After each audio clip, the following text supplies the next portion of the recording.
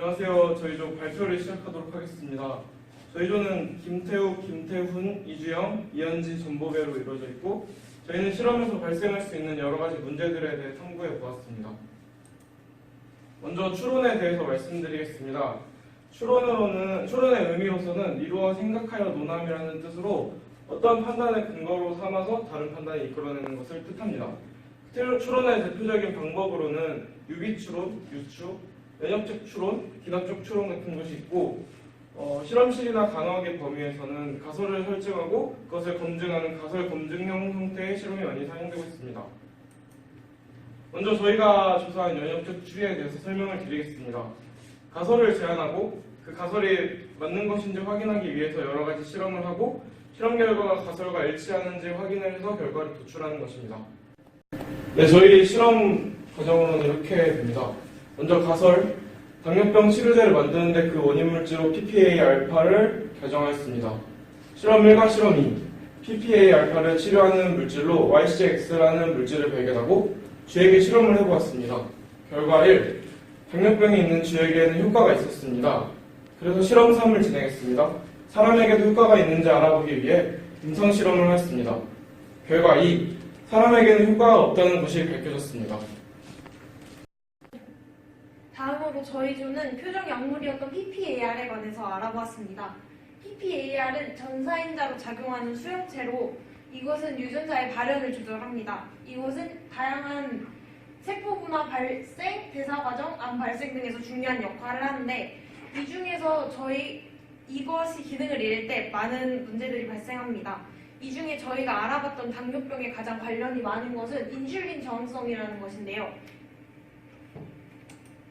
인슐린 저항성에 관해 잠깐 말씀드리도록 하겠습니다. 인슐린 저항성은 세포가 인슐린을 인식을 하지 못하는 질병입니다.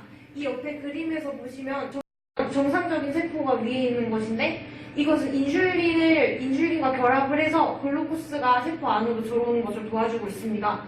그런데 밑에 인슐린 저항성이 생긴 사람의 그림을 보면 인슐린을 세포가 인식을 하지 못해서 많은 글루코스들이 혈액 속에 남아있게 됩니다.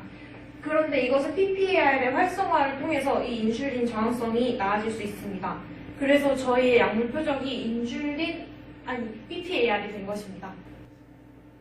그렇다면 어느 부분이 잘못되었을까요? 일반적인 오류의 원인은 이렇게 6가지가 있습니다. 첫 번째, 가설 설정의 오류로는 당뇨병은 단지 한 가지 이유만으로 고장나는 것이 아닌데 설정은 단지 PPAR의 고장을 설정했기 때문에 PPAR 자체는 고칠지 몰라도 당뇨병 자체의 원인이 되는 다른 원인들을 조절하지는 못했을 것입니다. 쥐에게서는 PPAR의 고장만으로 당뇨병이 발생할 수 있지만 사람은 PPAR만 고장나는 것이 아니라 다른 것들도 고장날 수 있습니다. 해결 방안으로는 실험에 처음으로 돌아가서 PPAR이 아닌 당뇨병의 원인을 찾아서 해결해 보는 것입니다. 통제변인의 오류는 두 가지가 있는데 첫 번째 통제변인의 오류는 쥐의 연령대와 크기를 분류하여 실험하지 않았다는 것입니다. 쥐의 나이에 따라서 세포 연령과 쥐의 상태 등이 달라지기 때문에 실험 결과가 다르게 나올 수가 있어요. 또한 당뇨병 같은 경우에는 성인병이기 때문에 실험실에서는 주로 나이든 실험지를 사용한다고 합니다. 이것에 대한 해결 방안으로는 쥐 실험에서도 연령별로 분류하고 사람에 대한 임상 실험에서도 연령별로 분류를 해야 하는 것입니다. 두 번째 통제변인의 오류로는 쥐에게는 당뇨병을 인위적으로 발생시켜서 YCX를 투여해서 실험을 했지만 사람에게서는 인위적으로 발생하는 것이 아니기 때문에 실험 결과가 다르게 나올 수가 있어요. 그리고 당뇨병에 따라오는 합병증으로 인해서 약효 저하가 나타날 수 있고 그리고 합병증으로 인한 약물 등의 치료제의 저하 요소가 있어서 약효가 없었을 수도 있습니다.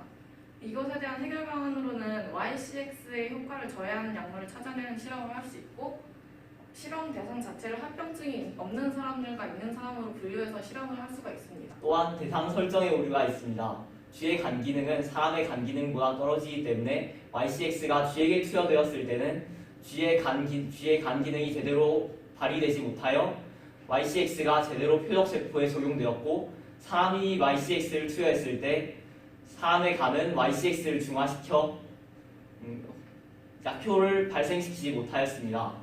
이에 대한 해결 방안으로는 사람 정도의 간 기능을 갖춘 동물에게 이 약이 통하는지 확인해보고 또한 그 이후 YCX의 양을 더 많이 투여하여 사람에게 약효가 통하는지 확인해보는 방법이 있습니다.